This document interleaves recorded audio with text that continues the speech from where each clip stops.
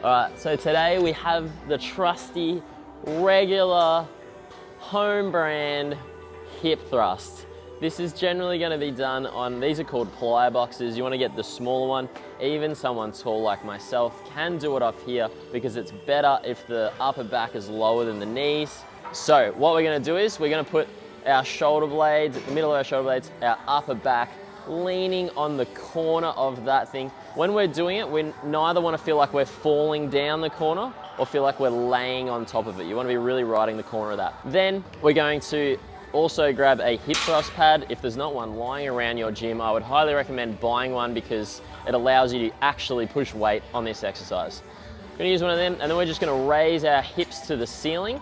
When we're in this tabletops position, we actually want our shins to be completely vertical. So Joel maybe wants to bring them back slightly, and now when he tabletops, you'll see that they're perfectly vertical. He's also picked shoulder width and a tiny toe point outwards.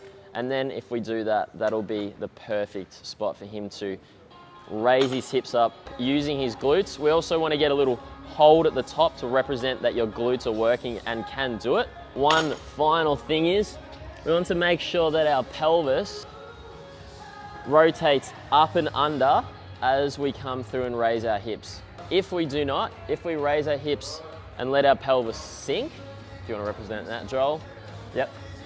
If they're sinking, you can see that there's an arch in his lower back, and that last bit there, he's moved his pelvis up and the glutes have fully come through. So we need to be able to do that.